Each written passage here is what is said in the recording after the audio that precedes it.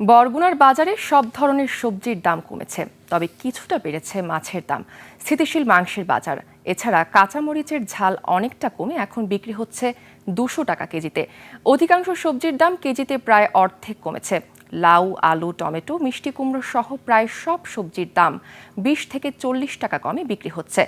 লেবু আগের তুলনায় অর্ধেক দামে মিলছে, তবে মাছের দাম অনেকটা বেশি। অন্যদিকে গরু ও খাসির মাংসের দাম অপরিবর্তিত রয়েছে। ব্রয়লার মুরগি 170 টাকা, সোনালী 300 থেকে 350 টাকা। এছাড়া দেশি মুরগি বিক্রি হচ্ছে 550 টাকা কেজিতে। বাজার পরিস্থিতির আরও খবর জানাতে বরগুনা থেকে সরাসরি যুক্ত হচ্ছেন প্রতিনিধি জয়দেব রায়। জয়দেব, বাজারে পণ্য সরবরাহ ও দাম নিয়ে ক্রেতা বিক্রেতাদের প্রতিক্রিয়া কেমন দেখছেন জানাবেন। আপনাকে ধন্যবাদ। আমি এই মুহূর্তে দাঁড়িয়ে আছি বরগুনা পৌর সবজি বাজারে। এখানে আসলে সবজির দাম ক্রেতাদের ক্রয় ক্ষমতার মধ্যেই রয়েছে এবং সবাই প্রকাশ করেছে এবং বিক্রেতা যারা তারা জানিয়েছেন আগের তুলনায় প্রকার ভেদে বিভিন্ন সবজির দাম প্রায় 30 থেকে 60 টাকা কেজি ধরে বিক্রি হচ্ছে। এখানে বাজারে যে মাছের যে অবস্থা, মাছ অনেকটা সংকট দেখা গেছে। মাছের বাজারে অনেক দাম বেশি।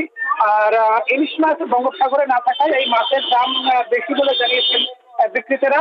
আর মাংসের দাম মূলত অপরিবর্তিত রয়েছে।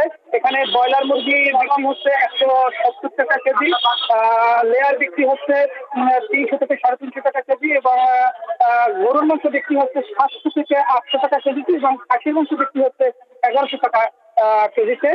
মূলত বরগুনার আশপাশে কিছু গ্রাম আছে, সেখানে সবজির উৎপাদন এত হয়েছে সেজন্য বরগুনার সবজির বাজার নিয়ন্ত্রণে রয়েছে এবং এছাড়াও সবাই সন্তোষ প্রকাশ করেছে। এছাড়া নিত্য প্রয়োজনীয় যে লেবু বিক্রি হচ্ছে 20 টাকা হালি।